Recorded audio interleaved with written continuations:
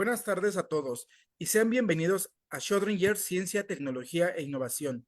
Es un gusto darles la bienvenida a esta charla en la que abordaremos un tema fascinante y clínicamente relevante, la hemoglobina S, una variante estructural de la hemoglobina normal que ha captado la atención de médicos, genetistas y científicos durante décadas.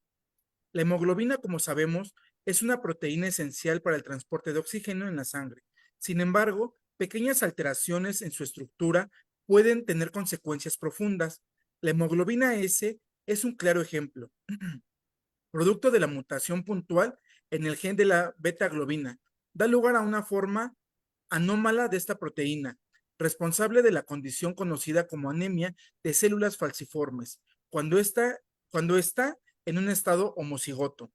En esta charla nos centraremos particularmente en el estado heterocigoto, también llamado rasgo falciforme, una condición genética en la que una persona hereda una copia del gen mutado y una copia normal. Aunque muchas veces es clínicamente silenciosa, tiene implicaciones importantes en salud, genética poblacional y medicina preventiva.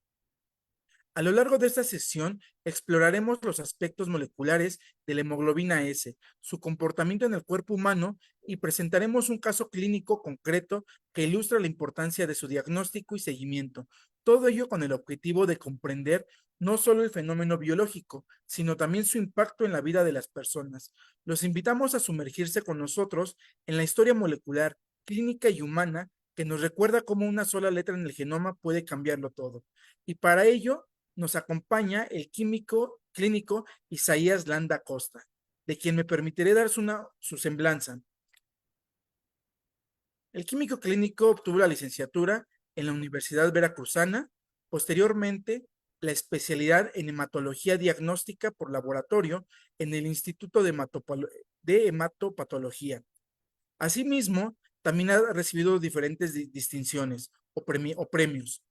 Obtuvo el tercer lugar de la especialidad de hematología diagnóstica por laboratorio en la generación 2022-2024.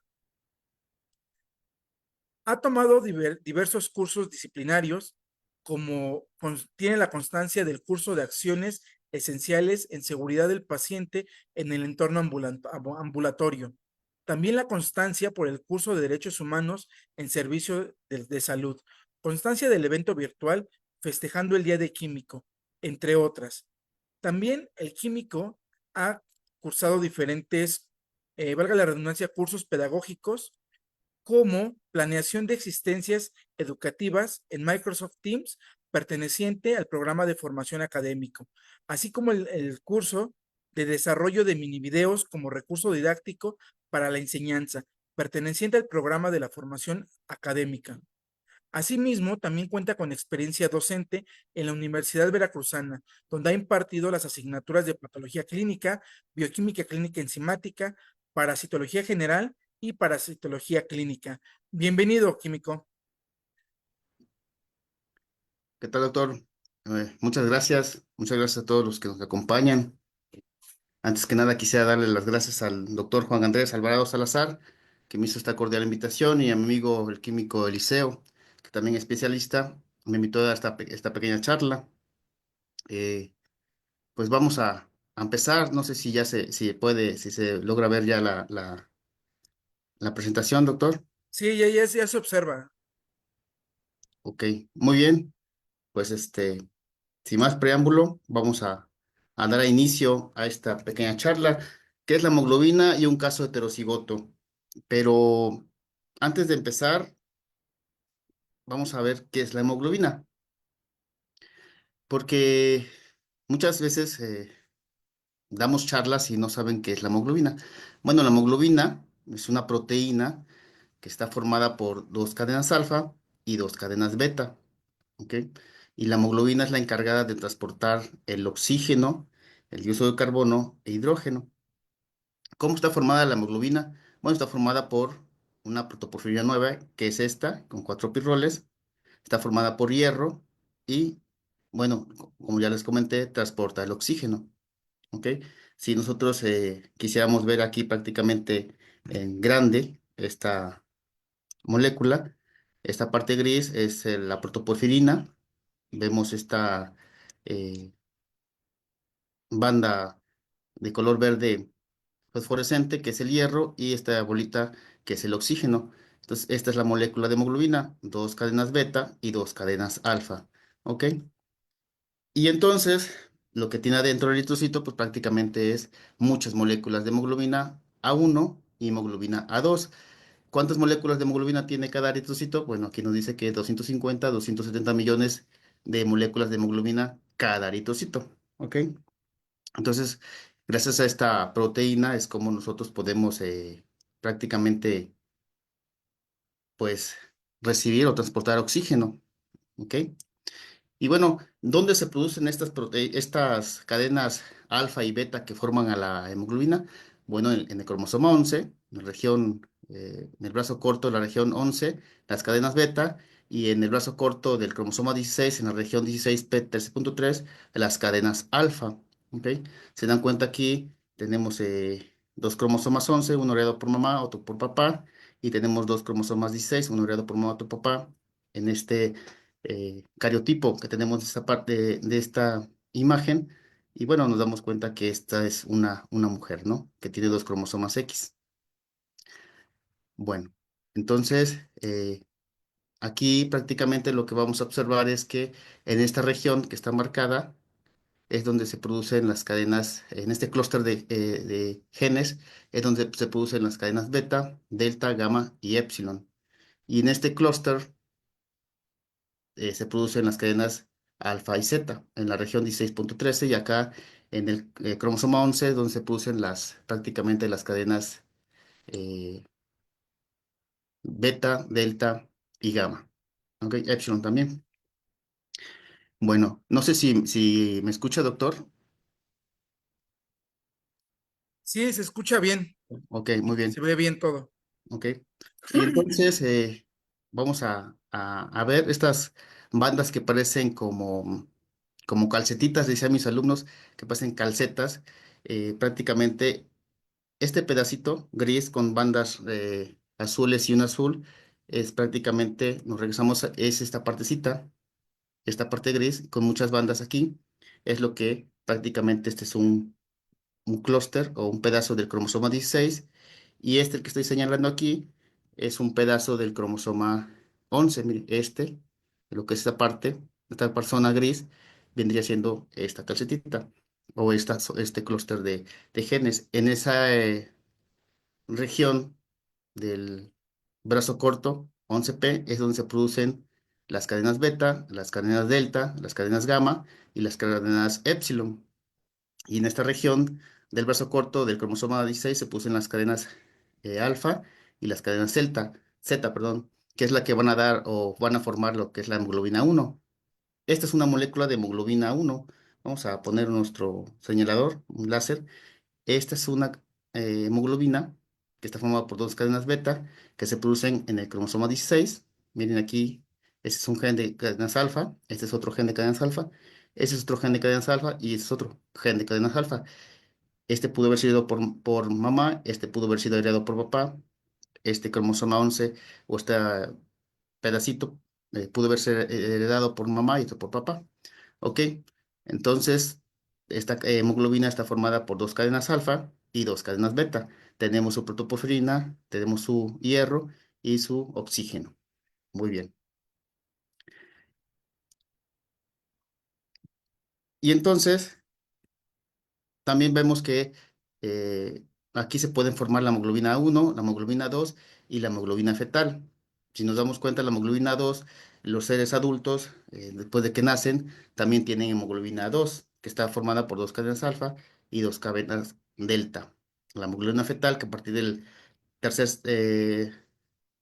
tercer mes que el niño está formándose en el vientre de la mamá, empieza a producir hemoglobina fetal, que está formada por dos cadenas alfa y dos cadenas gamma. Y si por ahí me preguntan por qué hay cuatro genes de cadenas alfa, bueno, porque las cadenas alfa, pues prácticamente forman casi todas las hemoglobinas. La hemoglobina 1 o la hemoglobina del adulto está formada por dos cadenas alfa, dos cadenas beta, igual la hemoglobina 2 por dos cadenas alfa, dos cadenas delta, y la hemoglobina fetal por dos cadenas alfa y dos cadenas gamma. Entonces, por eso tenemos más genes del, de alfa. ¿Ok?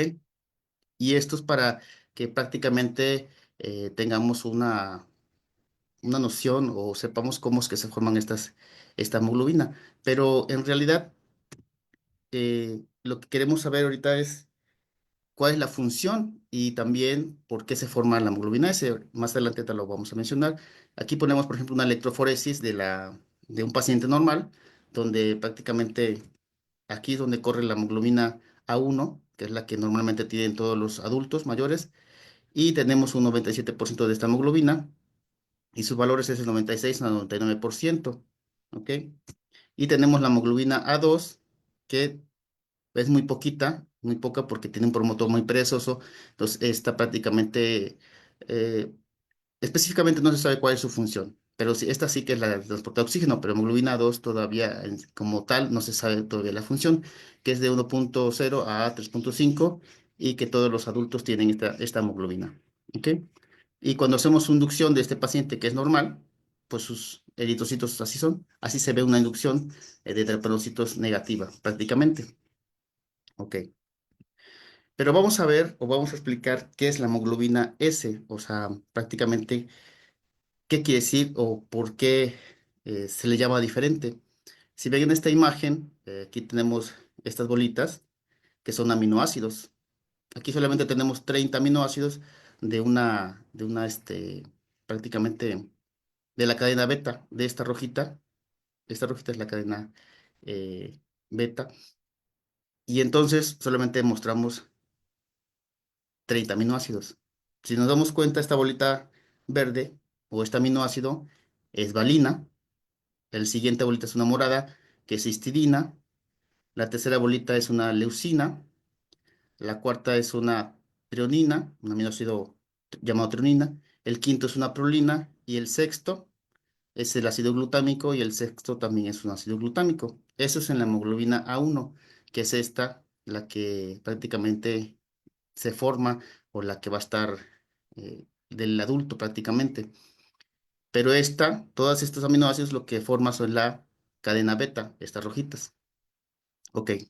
Y entonces, ¿pero qué pasa con la hemoglobina S? En la hemoglobina S, el sexto aminoácido, que estoy señalando, es el que está cambiado. Vean, tenemos en el primer aminoácido es valina, en el segundo es una histidina, en el tercero es una leucina, el cuarto es una treonina, el quinto es una prolina, pero el sexto aminoácido ya no es un ácido glutámico, vean, ya no es un ácido glutámico, sino es una valina.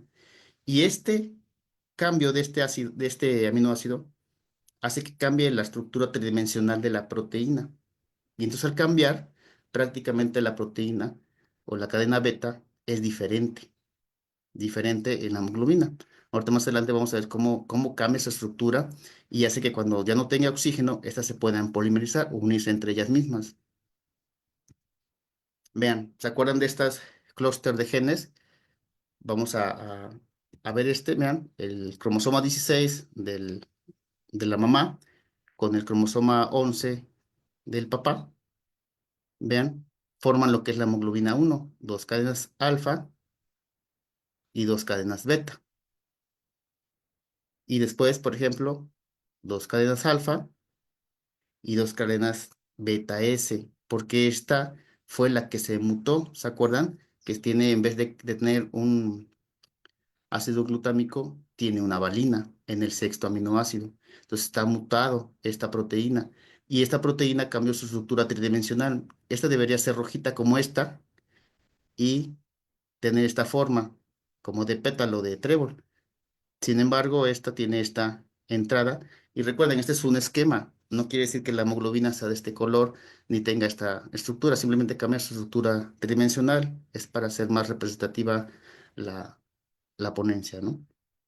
Y entonces, al cambiar su estructura tridimensional, este recibe el nombre de beta S. Dos cadenas alfa y dos cadenas beta S, que esta es la que está mutada. Esta, este gen está mutado y fue heredado de, del papá. ¿Ok?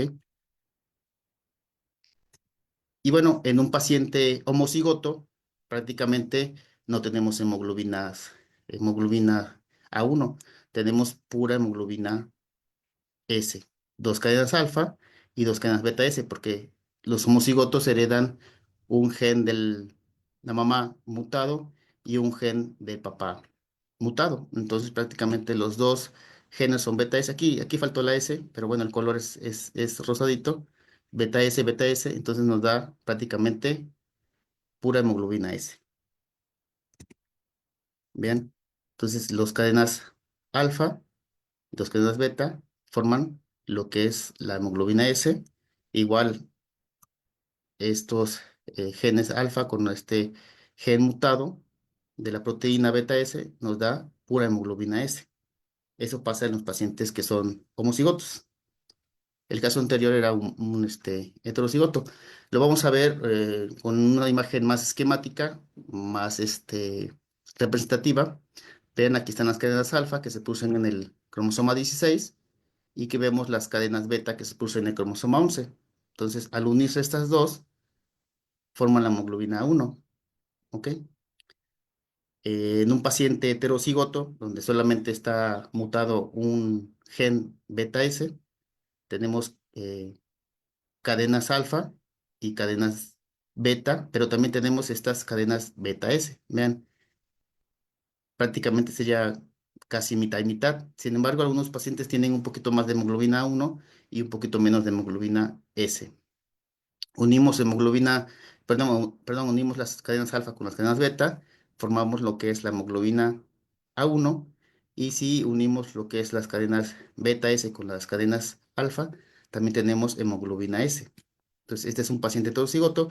¿Por qué heterocigoto? Porque también tiene hemoglobina A1 y hemoglobina S, que solamente está un gen afectado, que es la hemoglobina de la beta S, de la cadena beta. ¿Ok? Y también tenemos hemoglobina 2. Todos los adultos tienen hemoglobina 2, ¿ok? Que es muy poquita, pero está formada por dos cadenas alfa y dos cadenas delta. ¿Ok? Y aquí prácticamente nos vamos hasta la última, que es cadenas alfa y cadenas beta S en un paciente heterocigoto. Prácticamente no hay cadenas beta normales, y entonces pura cadenas beta S y forman lo que es pura hemoglobina S. ¿Ok? Bueno, y entonces vemos una electroforesis de un paciente heterocigoto. Vean, por ejemplo, aquí ya habíamos visto que aquí es donde migra la hemoglobina A1, perdón, la hemoglobina A2, y esta es una hemoglobina que tiene una carga muy positiva porque prácticamente se queda aquí, que es, acuérdense que las cargas iguales se repelen, cargas diferentes se atraen. Pues esta hemoglobina es más positiva y se queda hacia donde está la carga negativa. La hemoglobina A1, esta, que es la más abundante en los adultos, prácticamente tiene una carga muy negativa, entonces corre mucho más hacia donde está la carga positiva. Es una carga negativa la que tiene la hemoglobina 1.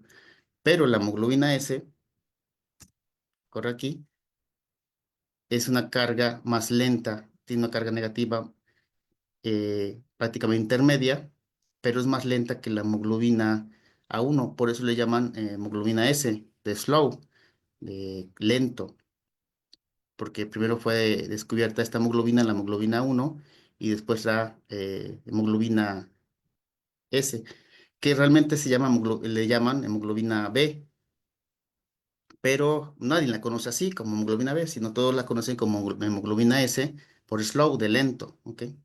Y entonces aquí tenemos la electroforesis. Si nosotros hiciéramos una electroforesis de un paciente heterocigoto de hemoglobina S, prácticamente esta sería la electroforesis. Claro, pueden cambiar los porcentajes, ¿ok? Algunos pacientes tienen un poquito más de hemoglobina S y algunos pueden tener incluso menos de hemoglobina A1. Y algunos alotipos de esos pacientes pueden tener incluso hasta hemoglobina fetal, que prácticamente correría aquí, ¿ok? Ahora, si a este paciente le hacemos una inducción de repanocitos, es lo que veríamos como esto. O sea, ponerle aquí, y esto es lo que prácticamente nosotros veríamos en una inducción de repanocitos. Esta foto fue tomada a las 4 horas, 4 o 6 horas, perdón, y apenas estaban induciendo los repanocitos. Ese es en un paciente heterocigoto. Y bueno, vamos otra vez a esta imagen porque para que vean cómo es que un eritrocito normal tiene varias moléculas de hemoglobina. Ya lo habíamos visto en la primera imagen. Este es un paciente normal, tiene muchísimas moléculas, habíamos dicho de 250 a 270 millones de moléculas de hemoglobina y también tiene hemoglobina A2, ¿ok? Y así se ven los eritrocitos de un paciente normal. Ahora, ¿qué pasa con un paciente heterocigoto? Pues este es un eritrocito, pero esta hemoglobina está oxigenada. Mientras esté oxigenada la hemoglobina S, prácticamente no se unen entre ellas. Y también no se unen entre ellas, no se polimerizan, como aquí ven, porque existe hemoglobina A1 y existe hemoglobina A2 y hay oxígeno. Por lo tanto, un eritrocito o un paciente heterocigoto para hemoglobina S que está bien oxigenado, prácticamente las moléculas de hemoglobina S no se unen, no se polimerizan. Después de mucho tiempo, o si el paciente a lo mejor se queda sin oxígeno porque va a una montaña, sube a un avión, por ejemplo, si es de Veracruz y viaja hasta México, que por ejemplo está a 2000 metros sobre el nivel del mar, se va a quedar sin oxígeno y entonces empiezan a polimerizarse, como miren, como aquí, vamos a hacerlo en grande. Si se dan cuenta, están unidas. Una cadena beta con una cadena beta se unen al momento que pierden el oxígeno. Miren, aquí está otra unidad. Pero como les había comentado, como tenemos hemoglobina A1, esta, hemoglobina del adulto, a veces evitan, por ejemplo, que esta se una con esta. También tenemos hemoglobina, por ejemplo, A2 como esta, que evita que se unan estas moléculas con esta. Y mientras tengamos hemoglobina A1 y hemoglobina A2, pues entonces es más difícil que puedan hacerse esos polímeros de hemoglobina S. Sin embargo, si este paciente o estos eritrocitos se quedan sin oxígeno, es más probable que se formen los famosos polímeros de hemoglobina S. ¿Ok? Este sería un paciente heterocigoto que prácticamente tiene buena oxigenación, que a lo mejor vive en Veracruz, y entonces cuando empieza a ver polímeros, empieza a cambiar la membrana del eritrocito, y entonces cuando ese eritrocito ya es rígido, ya se empieza a formar un drepanocito, cuando pasa por el vaso, pues prácticamente se atora ahí, ya no puede pasar por los sinusoides esplénicos, y entonces es fagocitado por los macrófagos y prácticamente este paciente pues no sufre ningún problema, ¿no? Hay pacientes heterocigotos que nacen, crecen, se reproducen y mueren y nunca supieron que fueron hemoglobina S heterocigota, ¿ok? Muy bien. Y vean este mismo paciente cuando se le hace la inducción de drepanocitos, o sea que se queda sin oxígeno. Este es un drepanocito, que es esta prácticamente este mismo, cuando se hizo la técnica de inducción de drepanocitos, se le pone un reactivo que es el metabisulfito de sodio y lo que hace es quitar el oxígeno. Cuando quita el oxígeno a las moléculas, por ejemplo, de la hemoglobina S, lo que hace es que se tienden a polimerizar o a unirse entre ellas mismas. Aquí vemos un polímero, aquí vemos otro polímero de hemoglobina S y aquí vemos muchos polímeros ya que se están formando. Estos dímeros, aquí prácticamente es una molécula, dos moléculas, pero aquí son muchas moléculas de hemoglobina S que están unidas. ¿Ok? Y también vemos la hemoglobina A1, pero estas no se unen, aunque pierdan el oxígeno no pasa nada, pero esta sí, la hemoglobina S, porque como lo habíamos dicho, que ese cambio del aminoácido del ácido glutámico por valina, lo que hace es que las cadenas beta S, que son estas rosaditas, lo que hacen es que tienden a polimerizarse, a pegarse entre ellas mismas. Si nosotros lo hacemos entre más grande, vean cómo esta cadena beta se pega con esta cadena beta. Esta cadena beta se pega con esta cadena beta S, perdón, se van pegando y entonces lo que van haciendo esos polímeros largos que deforman al eritrocito. Vean cómo se ven esos deformes, esas prolongaciones por esos polímeros. Este es el mismo paciente heterocigoto, pero simplemente lo que hicimos fue secuestrar el oxígeno, quitar el oxígeno a las eh, hemoglobina S con un reactivo D que se llama metabolito de sodio. Ahora, eh, si nos damos cuenta, este paciente tiene un 59,1% de hemoglobina 1, pero tiene un 38% de hemoglobina S. Estas. Por lo tanto, este paciente, cuando lo vimos en el laboratorio, Su inducción tardó muchísimo, apenas a las 6 horas es cuando empezaba a formarse los drepanocitos. Y prácticamente tardó muchísimo, 24 horas, para que todos los eritrocitos se formaran así como se ven en la imagen. Tardó muchísimo, porque tiene poca hemoglobina S, pero además es un halotipo donde no tiene hemoglobina fetal. Y eso quiere decir que nos tarda más en formarse los drepanocitos, pero también es porque donde vive esta paciente, que es en Veracruz, que están a 10 metros sobre el nivel del mar, prácticamente están muy oxigenados estos eritrocitos. Y al estar muy oxigenados, prácticamente cuesta más para hacerse lo que es la inducción, que eso lo vamos a ver más adelante. Y bueno, ese es un paciente heterocigoto, donde prácticamente tienen pura hemoglobina S, no tienen nada de hemoglobina 1. Y si nos damos cuenta, sí tienen hemoglobina 2, pero muy poquita, pero nada de hemoglobina A1. Por lo tanto, todas las moléculas de hemoglobina S pues se polimerizan cuando se quedan sin oxígeno. Vean cómo se ven, puros polímeros de hemoglobina S. Y así sería una inducción de drepanocitos, muy diferente al caso heterocigoto. Vean cómo se ven muy largos, muy grandotes, puntiagudos estos drepanocitos. Vamos a hacerlo en grande y vean cómo se ven muy largos. Vean, muy grande lo que es estos drepanocitos. Y a lo mejor estos a las 2 horas ya pueden verse sin ningún problema, porque casi todos son hemoglobina S.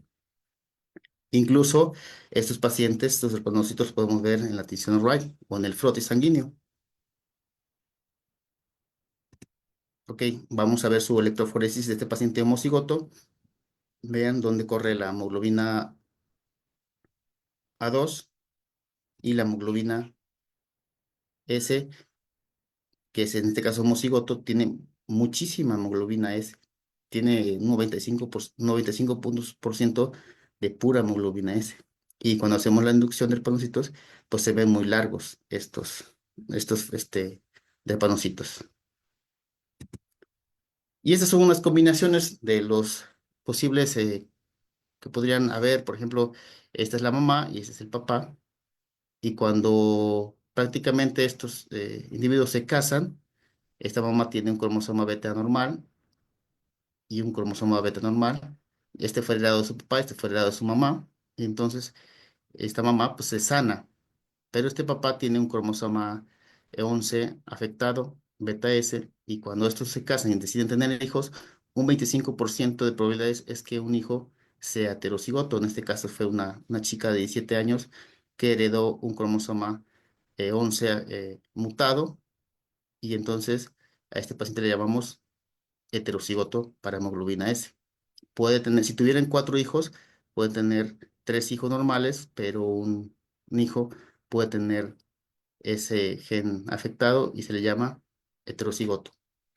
Otra posible combinación es esta, que la mamá también tenga un cromosoma afectado y también el papá, beta S, y entonces cuando se casan y deciden tener hijos, una posibilidad que puede ser es que tengan un hijo normal, pero 3 hijos con problemas, por ejemplo, que sea uno homocigoto y 2 heterocigotos. Y otra posibilidad es que si estos dos individuos son heterocigotos, cuando se casan y deciden tener hijos, pues otra posibilidad es que tengan 2 hijos homocigotos, un heterocigoto y un hijo normal, dependiendo de la combinación de los genes. ¿Ok? Entonces, por eso es muy importante dar el consejo genético. Si esta eh, mamá hubiese ido al laboratorio, le hubiesen eh, le hubiesen dicho que tenía hemoglobina S heterocigota, al momento de casarse y tener hijos, a este joven le hubiesen hecho también la inducción de repanocitos. Y entonces, al saber que los dos son heterocigotos, pues no se casan, porque saben que podrían sabrían ellos que sus hijos podrían ser homocigotos o heterocigotos. A lo mejor el heterocigoto no tiene tantos problemas clínicos, pero el homocigoto sí. Son niños que tienen muchos problemas o pacientes que tienen muchos problemas. Todo el tiempo están recibiendo transfusiones sanguíneas prácticamente, además de los dolores articulares, dolor de pecho, problemas en el riñón, eh, trombos que se forman porque prácticamente se obstruyen las venas por los drepanocitos. Entonces son muchas complicaciones que sufren estos pacientes homocigotos. Entonces sí sería una muy mala calidad de vida. Por eso también es importante dar el consejo genético. En este caso, que es la paciente, era una joven de 17 años, que fue al laboratorio, que vamos a hablar más adelante de esta niña, que es heterocigoto, se le dio el consejo genético que cuando decida casarse o tener hijos, busque su pareja y que no sea también heterocigoto. Tienen que ir al laboratorio, se le tiene que hacer la biometría, se le tiene que hacer la inducción de hepatocitos, y si es negativa, entonces, bueno, pues sí podría tener hijos, sabiendo que posiblemente, si tiene 4 hijos, uno de ellos va a ser heterocigoto. Y vean cómo se ve el frotis sanguíneo de un paciente heterocigoto. El frotis de sangre periférica prácticamente se ve normal. No vemos ninguna alteración. Podríamos decir que estos, que muchos los llaman crenocitos o equinocitos, pero pues eso se pueden formar. Puede ser a lo mejor un mal hecho del frotis o que no se secó tan rápido o cómo se hizo el frotis al momento de hacer el corrimiento, si se aplastó mucho o le pusieron agua en vez de buffer, pero prácticamente, vean, el frotis es normal de un paciente heterocigoto. Pero cuando hacemos la inducción, a las 6 horas, vean cómo se ve. No todos los eritrocitos prácticamente están formados o son drepanocitos. Todos los eritrocitos tienen que formar, todos, pero están tardando porque aquí quiere decir que esta paciente adentro del eritrocito están muy oxigenados. Entonces el metadorcito lo que hace es quitar el oxígeno y cuando se están perdiendo oxígeno es cuando se están formando estos drepanocitos, se están haciendo los polímeros de hemoglobina S. Y vean cómo se ve esta inducción de drepanocitos de este paciente a las 24 horas. Ya todos se formaron y ya todos son drepanocitos. Y muchos van a decir, oiga, pero es que esos drepanocitos yo no los conozco, son muy chiquitos, son muy cortos, ¿no? Pues sí, porque este es un paciente heterocigoto. Un paciente heterocigoto, pero además la paciente es de Veracruz, que están muy oxigenados, y entonces por lo tanto, que a lo mejor que también es un halotipo que no tiene hemoglobina fetal, es un paciente que prácticamente la mayoría de su hemoglobina estaba oxigenada, por lo tanto tardó muchísimo para que se inducieran los drepanocitos. Imagínense un paciente que vive en la Ciudad de México, que está a 2000 metros sobre el nivel del mar, que están menos oxigenados, pues entonces a lo mejor a las 2 horas pudieron haberse formado ya casi todos, y hasta incluso estaban más largos. Y todo depende de la cantidad de hemoglobina S que tengan. A lo mejor no tenían 38%, a lo mejor tenían 42% de hemoglobina S, entonces por lo tanto podrían haberse más largos estos drepanocitos. Y vean un paciente homocigoto en el frote sanguíneo, pues prácticamente se ven, vean aquí este o este que está aquí. No es necesario incluso hacer la inducción de repanocitos. Con el simple hecho de ver el extendido sanguíneo, prácticamente vemos muchísimos drepanocitos en un paciente homocigoto. Y también vemos dianocitos, vemos eritrocitos con hemoglobina polarizada, vemos eritrocitos plegados, codocitos, y entonces prácticamente esto nos dice que este paciente tiene hemoglobina S. Hay que hacer la inducción, ¿sí? Porque puede haber otras combinaciones. Entonces, por lo tanto, hacemos la inducción y vemos que efectivamente sí están estos trepanocitos. Esta foto me la compartió un amigo, el químico del QFB, Víctor Zúñiga Flores, un gran químico. Me compartió esta imagen de los trepanocitos largos, una hemoglobina S, y vean, se ven muy grandes, muy largos, muy diferentes a los que habíamos visto anterior de un paciente heterocigoto. Aquí lo que estamos viendo es un drepanocito con el microscopio electrónico, donde los polímeros de hemoglobina lo rompen y vean, se salen los polímeros de hemoglobina, los que habíamos dicho, lo habíamos visto anteriormente, y entonces se le rompen al eritrocito y se salen. Vean cómo son tan largos estos polímeros de hemoglobina S. Y bueno, vamos a ver aquí la membrana de un eritrocito normal y lo vamos a representar aquí. Prácticamente lo vamos a hacer grande. Vean, aquí. Lo que vamos a ver esta parte de la membrana del eritrocito, lo vamos a ver aquí. Vemos una glicoforina A, vemos la proteína de la banda 3 y esta proteína digamos que es un CD47, por ejemplo. Vemos muchas moléculas de hemoglobina 1 y esta es la capa de lípidos de la membrana del eritrocito. ¿Ok? Esta. De un eritrocito normal, prácticamente aquí el paciente recibe oxígeno cuando respira y lo suelta sin ningún problema este paciente. Pero ¿qué pasa con un paciente que tiene hemoglobina S? Que cuando tiene hemoglobina S se polimerizan o se unen las moléculas de hemoglobina S porque prácticamente se quedó sin oxígeno y entonces cuando se quedan sin oxígeno lo que pasa es que sueltan, miren, el hierro. Estas bolitas que se ven aquí, chiquitas, es el hierro. Cuando estas moléculas se están uniendo una entre otra, se están uniendo, están soltando el hierro. Y cuando se suelta el hierro, lo que hace es que se lleva a cabo la reacción de Fenton. Y la reacción de Fenton lo que produce son radicales OH o hidroxilo. Y estos radicales lo que hace o lo que provocan es que se oxiden las proteínas. Puede ser el citoesqueleto del eritrocito, por ejemplo, las pectrinas, la proteína 4.1, 4.2, pero también las proteínas, como por ejemplo esta, puede ser la glicoforina A, el CD47 y la proteína de la banda 3. Y cuando se oxidan estas proteínas, lo que hace es que también cambia su estructura de la proteína de la banda 3. Vean cómo es aquí arriba esta proteína y vean cómo es acá. Se oxidó esta proteína y cambió su estructura tridimensional también. Y al cambiar su estructura, prácticamente este eritrocito, y además se hizo rígido. Y cuando pasan por los sinusoides esplénicos, ese se queda atorado y entonces el macrófago se lo come. Pero ¿qué es lo que sucede con esta proteína? Que ya cambió. Si este eritrocito, por ejemplo, pasara por el hígado o por la médula ósea, que también hay macrófagos, pues lo que sucede es esto, que como la proteína de la banda 3 cambió y además también el CD47 está oxidado y la glicoforina A está oxidada, entonces nuestro organismo empieza a producir anticuerpos contra estas proteínas que ya están oxidadas porque ya nos reconoce como propias. Prácticamente este drepanocyto ya no tiene en su membrana proteínas o glucoproteínas reconocidas por el sistema inmunológico y le dice, ¿sabes qué? Esta a lo mejor es un cuerpo extraño. ¿Por qué? Porque fueron oxidadas por el hierro que fue soltado por la unión de las moléculas de hemoglobina S.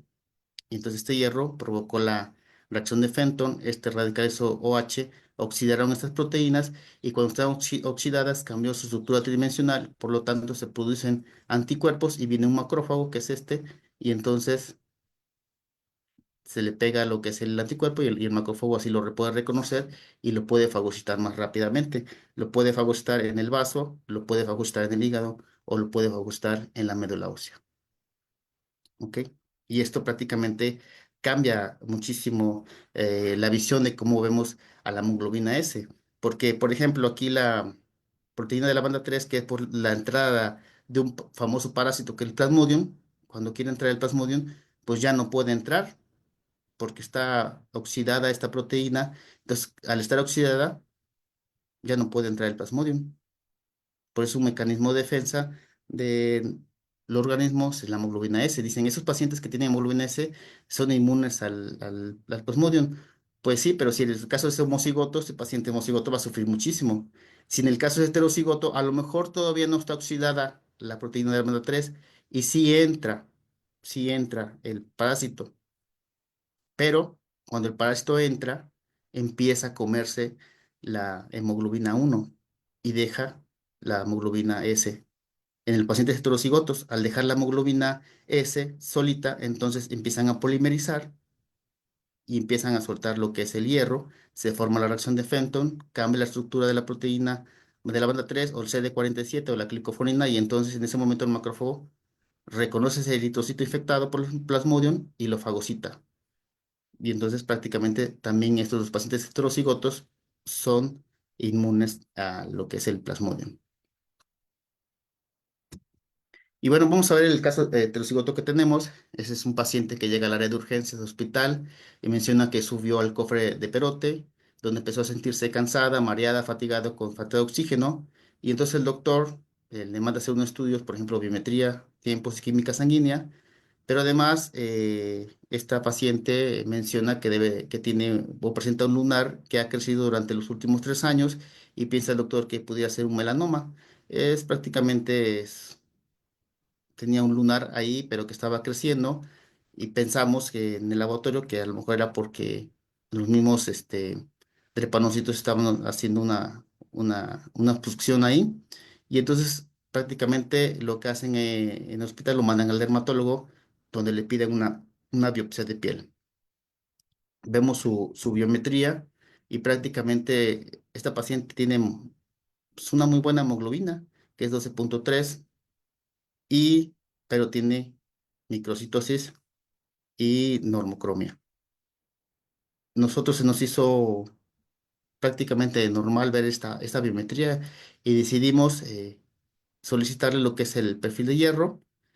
Le dimos hacerle la inducción de repanocitos porque como saben todos, todas las biometrías llevan inducción de repanocitos.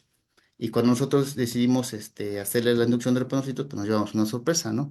Pero bueno, esta es su biometría, prácticamente los leucocitos normales, plaquetas están normales, y su hemoglobina para nosotros es, en los valores aquí de Jalapa, 12,3 está normal, aunque tenía un poquito de hipocromia nada más, ¿ok? Vemos sus tiempos de coagulación, están normales, no hay ningún problema. Vemos su química sanguínea, su glucosa está bien, su urea y creatinina también están bien. Y vemos su extendido sanguíneo, ¿ok? Al ver su extendido sanguíneo, pues prácticamente podríamos decir, bueno, tiene muchos esferocitos, vean, uno que otro crenocito o equinocito, como le llamen, ¿ok? Y entonces, cuando se le hizo el perfil de hierro a esta paciente, tenía hierro bajo, ¿ok? Pero antes de hacerle el perfil de hierro, le hicimos la inducción y vean cómo se ve esa inducción. Empezamos a ver a las 6 horas los famosos drepanocitos. Y a las 12 horas, vean cómo se vean todos los drepanocitos de ese paciente. ¿Ok? Así era su frotis del paciente y esta es su inducción de drepanocitos, prácticamente. Vean cómo se ven muy, muy chiquitos esos drepanocitos y no todos empezaron a inducir a las 6 horas, sino hasta las 24 horas fue cuando ya vimos prácticamente todos los drepanocitos. Por eso se sentía mal cuando subió el cofre de perote, porque se subió el cofre de perote y se quedan sin oxígeno estos eritrocitos y empiezan a formar los famosos drepanocitos. Y entonces pusimos esta observación, que a la revisión microscópica se observan microcitosis e hipocromia, la inducción de depósitos es positiva y se sugiere realizar electroforesis de hemoglobinas para confirmar hemoglobina S y otras combinaciones, porque es muy importante esas combinaciones, porque puede ser una beta-talasemia con hemoglobina S u otras que también son muy importantes, como la hemoglobina S con hemoglobina D, hemoglobina S con C, incluso la hemoglobina S con beta-talasemia, y por eso es muy importante hacer la electroforesis de hemoglobinas, o también para ver si es que este paciente está produciendo hemoglobina fetal. Se hizo la biopsia y prácticamente en la biopsia dice no se identifica atipia celular ni figuras de mitosis. Quiere decir que ese lunar que estaba ahí a lo mejor era provocado por la misma hemoglobina S, que a lo mejor estaba haciendo una crisis oclusiva y eso hizo que se hiciera más grande. Lo único que hicieron fue quitar ese lunar y prácticamente no hubo ningún problema con el paciente. Esa es su electroforesis que se mandó al Instituto de Hematopatología para tener una mejor electroforesis que es por capilaridad y prácticamente nos dice que hemoglobina A1 tiene 60%, hemoglobina 2 2,9% y una hemoglobina S de 36,8%. ¿Se dan cuenta? Tiene muy poca hemoglobina S. Por esa razón, los trepanocitos son más chiquitos, pero además porque esta paciente vive en Veracruz y entonces sus eritrocitos están más oxigenados. Y bueno, en resumen de lo que es la hemoglobina S, cuando un paciente tiene hemoglobina S, ya sea en el caso de homocigotos, esos pacientes pueden tener anemia hemolítica crónica. Es una barbaridad porque siempre están recibiendo transfusiones, tienen crisis vasoclusivas e inflamación, porque acuérdense que al momento de hacer estas crisis se van a inflamar y entonces pues, esos pacientes pueden tener incluso plaquetas altas por la misma inflamación que provoca estas crisis vasoclusivas. Isquemia, bueno, aquí se ve la isquemia que se tapan las arterias, los vasos y se provoca que no llegue suficiente oxígeno ya sea al corazón, al riñón y eso provoca problemas cardiovasculares, problemas del renales u otros órganos, incluso cerebrales, los pacientes. Necrosis del vaso, los pacientes que tienen hemoglobina S homocigota, a las primera década o segunda década, se necrosa el vaso, desaparece por esas isquemias, por esas necrosis que hay grave en el vaso. Puede haber angina de pecho por la misma isquemia, como le dije, muchos dolores en el pecho que hacen que pueda haber incluso también taquicardias, problemas de corazón, dolor intenso de las articulaciones, igual por lo mismo de las crisis vasoclusivas y bueno, también puede haber infecciones bacterianas recurrentes. Esto es muy importante, las infecciones bacterianas recurrentes, porque muchos han preguntado que por qué estos pacientes tienen infecciones. Bueno, acuérdense que habíamos dicho que estos drepanocytos, cuando la hemoglobina S se polimeriza, lo que provoca es liberación de hierro. Y al haber mucho hierro en el organismo, mucho hierro libre, si hay bacterias, las bacterias ocupan ese hierro y entonces prácticamente es una fuente de energía para ellas. ¿Ok? Y incluso el mismo organismo lo que hace es producir una sustancia que ya se llama psirina para que ya no pase más hierro. Pero como prácticamente es una anemia hemolítica, hay muchísimos eritroblastos y al haber muchos eritroblastos, pues se produce una sustancia que se llama eritroferrona y entonces esa eritroferrona lo que hace es inhibir la producción de psirina y por lo tanto va a haber mucho hierro, muchísimo hierro. Estos pacientes también pueden tener una hemocromatosis secundaria por el exceso de hierro que hay en la circulación. Y bueno, puse estos datos, por ejemplo, en Veracruz, que es a 10 metros sobre el nivel del mar, la ciudad de Veracruz está a 10 metros sobre el nivel del mar, y quiere decir que hay más oxígeno. Por lo tanto, las inducciones de drepanocitos son más lentas. Pero, por ejemplo, si nos vamos a lo que es la Ciudad de México, que está a 2.240 metros sobre el nivel del mar, entonces hay menos oxígeno, por lo tanto, las inducciones serían más rápidas en este caso porque hay menos oxígeno, se polimerizan más las moléculas de hemoglobina S, entonces son más rápidas las inducciones de drepanocitos. ¿Por qué puse este dato? Porque una vez me hicieron un comentario de que por qué aquí en Veracruz los drepanocitos eran más chicos y por qué tardaban más las inducciones. Bueno, pues ¿por qué? Porque están más oxigenados estos eritrocitos y además porque el nivel del mar de Veracruz pues, está a 10 metros. En cambio, por ejemplo, en México está a un nivel de mar de 2.400 metros. Entonces, estos pacientes al vivir en México, sus eritrocitos tienen menos oxígeno, por lo tanto, los eritrocitos al momento de hacer la inducción, prácticamente al ponerle el metabisulfito de sodio, en 2 horas ya podemos ver las inducciones. Sería mucho más rápido verlas en la Ciudad de México que en la ciudad de Veracruz. Una sería por el nivel del mar y otra porque otra cosa puede ser por los halotipos. Hay halotipos que inducen más rápido la inducción y otros menos. Y eso es muy importante. Por ejemplo, hay algunos químicos que viven en Sonora o en Puebla y ellos hay que esperar o hay que hacer la inducción de drepanocitos desde las 2, 4, 6, incluso hasta las 24 horas hay que esperar para ver si inducen estos famosos drepanocitos.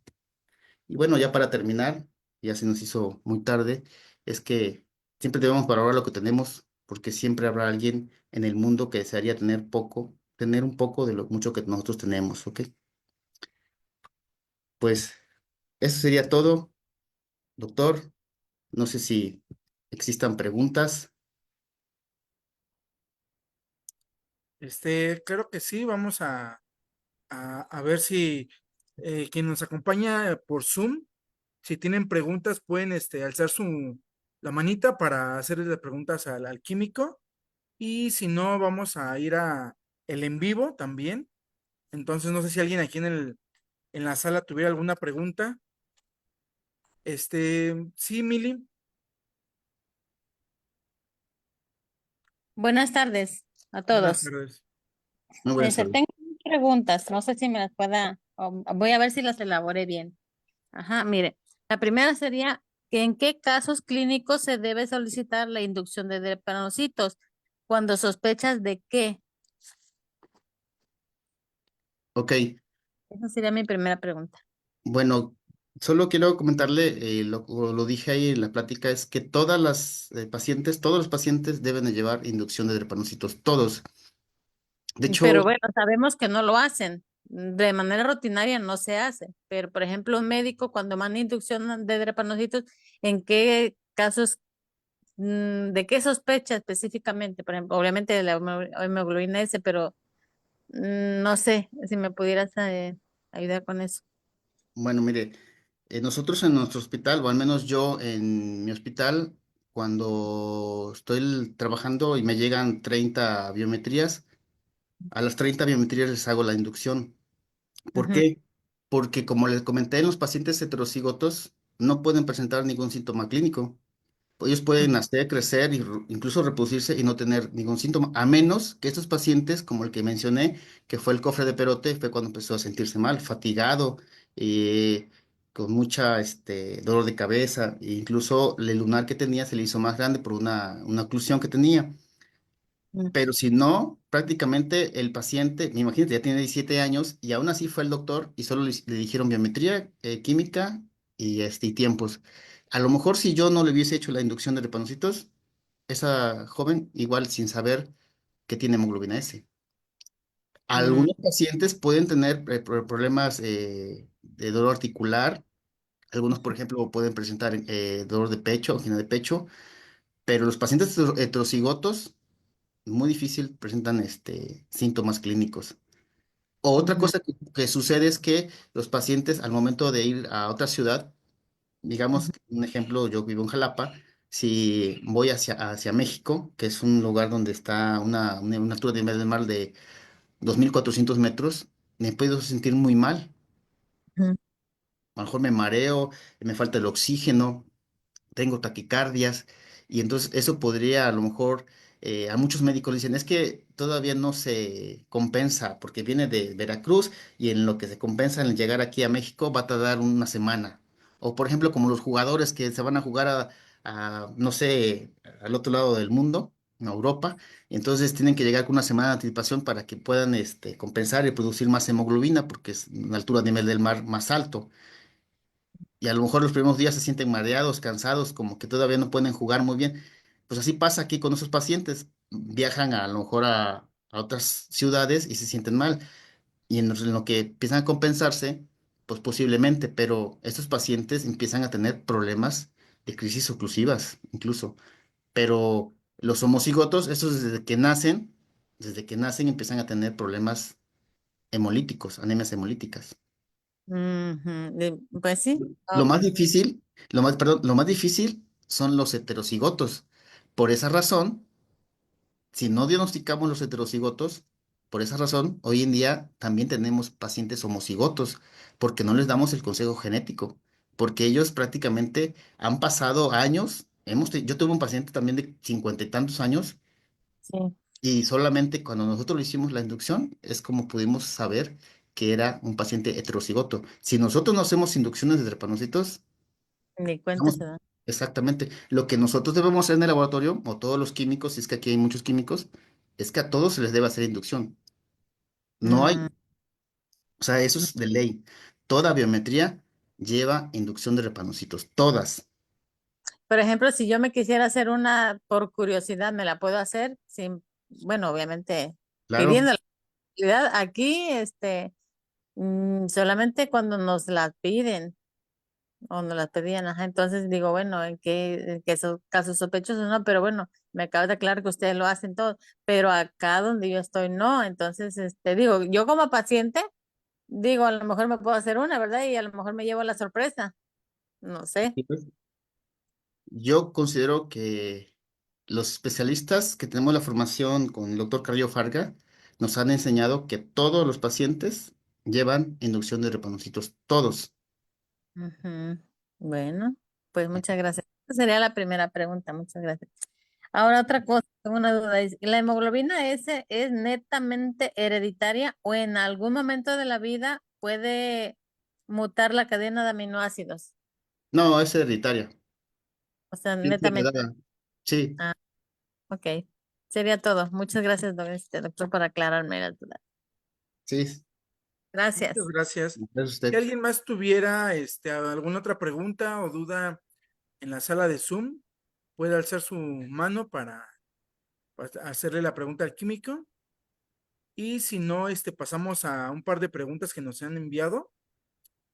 Y una de las primeras es, ¿qué ventajas evolutivas se han asociado al rasgo falsémico en regiones endémicas de malaria? Bueno, como les mencionaba, en algunos casos la ventaja es los pacientes heterocigotos. Esta es una mutación ancestral que tiene el mismo cuerpo para evitar la producción, bueno, que el parásito de Plasmodium pueda ser muy agresivo en los pacientes. Ahora, hay alotipos. Hay tipos que también incluso son mutaciones ancestrales de esos pacientes y lo que hacen es que producen más hemoglobina fetal y evitan que se hagan más rápido los drepanocitos. Pero en realidad esa es como base general es que si un paciente heterocigoto tiene hemoglobina S es menos inmune o perdón, prácticamente el parásito no vive bien dentro de estos eritrocitos y entonces se hacen inmunes a esta enfermedad. Eso es lo que sucede. Ok, muchas gracias. Mire, otra de las preguntas es, ¿cómo afecta la disminución de la presión parcial del oxígeno, como en altitudes elevadas o enfermedades respiratorias, a los pacientes con hemoglobina? Ok, sí, pues como les comentaba, si es que estos pacientes al ir a una montaña, pues lo único que hace, lo que provoca es que se formen los famosos drepanocitos, que se queden sin oxígeno. Lo que hacemos en el laboratorio es una prueba, por ejemplo, que es la que se llama inducción de drepanocitos. Lo que hacemos es que a los eritrocitos les quitamos el oxígeno con un reactivo que se llama metabisulfito de sodio. Al quitarles el oxígeno, entonces estos eritrocitos se forman en forma de os o las formas que ya vimos, que son los famosos drepanocitos. Eso mismo ocurriría si un paciente, por ejemplo, se mete a una alberca o un buzo, por ejemplo, que se queda sin oxígeno, o un paciente que sube una avión a alta altura, y entonces por lo tanto pues, se va a quedar sin oxígeno, o un paciente que va a una montaña se va a quedar sin oxígeno, lo que va a provocar es que se formen los drepanocitos, y eso lógico que va a provocarle eh, que se quede le cueste respirar, que tenga crisis vasoclusivas, que tenga problemas del corazón, incluso hasta el riñón en los pacientes heterocigotos. En un paciente homocigoto, ese de que tenga 6 meses en adelante, prácticamente los médicos se van a dar cuenta que es un paciente homocigoto y desde el principio le van a decir, ¿sabe qué? Usted no puede hacer ciertas actividades porque es hemoglobina S, homocigoto, pero los heterocigotos a veces se dan cuenta cuando van, por ejemplo, en este caso, a una montaña, o cuando suben a un avión, cuando van a bucear, o cuando cambian de ciudad. Ok, muchísimas gracias, químico. Tenemos una última pregunta. ¿Se ha observado una mayor susceptibilidad o peor pronóstico frente al COVID-19 en personas con este tipo de anemia u otras hemoglobinopatías? Eh, la verdad, fíjese que cuando empezó lo de la pandemia, lo del COVID, eh, nos dimos cuenta que estos pacientes que prácticamente tenían muchos problemas eran los viejitos de la tercera edad, los pacientes que tenían problemas cardiovasculares o con el corazón, pacientes diabéticos y pacientes que son obesos, ¿no? Que no tienen que no hacen ejercicio, que el sedentarismo, por ejemplo, ¿no? Por las grasas, que era donde prácticamente eh, hacía más alusión del virus. Pero con esos pacientes no tuvimos prácticamente, ellos ya prácticamente tienen otra, pues otro daño muy diferente, ¿no? Pero como tal, yo le diría a quien hizo la pregunta, no es que tengamos muchísimos pacientes con hemoglobina S, como para tener una estadística, ¿no? O sea, en el hospital, por ejemplo, donde yo trabajo, si acaso por mucho serían 5 pacientes en 20 años que hemos tenido. Entonces, no los vamos monitoreando, por ejemplo, en esta fase de la hemoglobina S, pues nunca regresaron durante la pandemia, pero tampoco tenemos un registro si a estos pacientes fue más dañino o no, como tal. Lo que sí debemos de cuidar es que esos pacientes, por ejemplo, se queden sin oxígeno. Pero yo creo que lo que yo le puedo decir es que el COVID no afectaba a pacientes, por ejemplo, sanos, sino más que nada diabéticos, hipertensos, problemas cardiovasculares y problemas con sedentarismo. Esos eran la prioridad del COVID.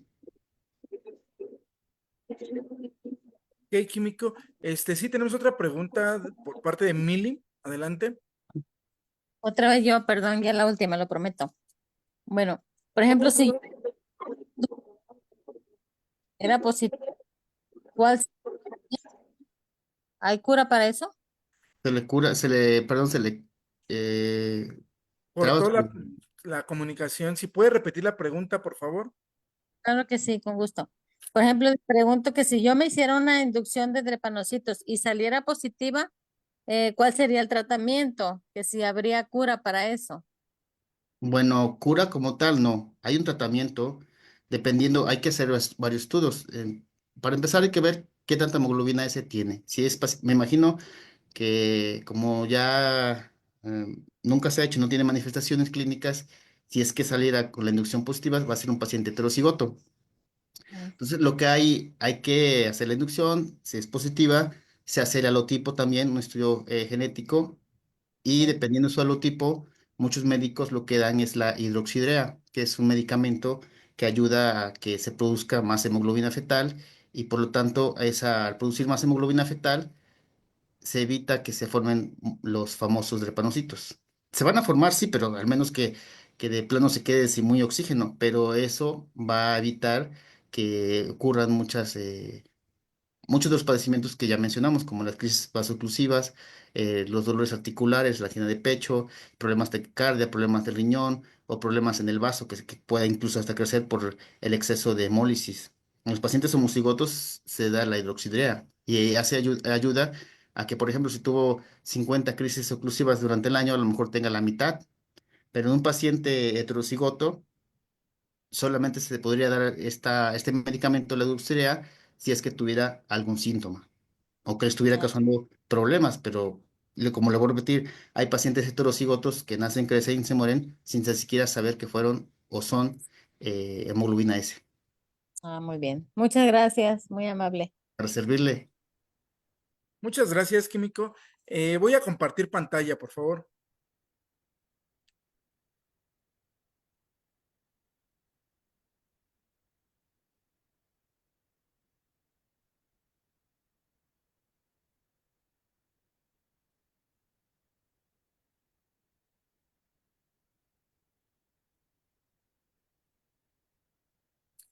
Schrödinger Ciencia, Tecnología e Innovación otorga la presente constancia al especialista en hematología diagnóstica por laboratorio, Isaías Landa Costa, por su charla de difusión científica titulada ¿Qué es la hemoglobina S? Y un caso heterocigoto, la cual fue realizada el día de hoy, 13 de mayo del 2025. Muchas gracias, químico. no, pues le agradezco a todos los que estuvieron en esta pequeña charla. Le agradezco a usted, doctor Juan Andrés Alvarado Salazar, por la invitación al Químico Liceo.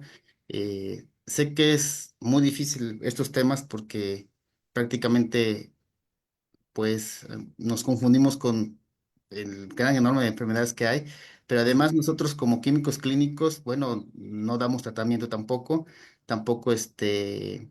solo nos basamos a lo que es la parte de laboratorio, que es en el caso de nosotros como especialistas, a hacer las pruebas que mencionamos y a dar el diagnóstico, pero no nos basamos a ningún tratamiento ni mucho menos a enfermedades, solamente damos el diagnóstico y entonces ya el médico hematólogo Él sí, ya lo que hace es dar el tratamiento a los pacientes. Es correcto, Químico. Nuevamente, muchísimas gracias. Igual le agradecemos a todo el público que nos acompaña, tanto por Zoom como por el live. Y pues bueno, con esto llegamos al final del programa del día de hoy. Muchas gracias a nuestro invitado y al increíble equipo de producción por hacer esto posible. Y por supuesto, gracias a ustedes, nuestra audiencia, por acompañarnos. Síganos en nuestras redes sociales como Facebook y suscríbanse a nuestro canal de YouTube para no perderse ninguna actualización. Asimismo, si es de su interés o se perdieron alguna charla anterior, puedan disfrutar de estas en el canal. Una vez más, gracias por estar aquí y nos vemos en nuestra próxima transmisión. Que tengan una excelente tarde.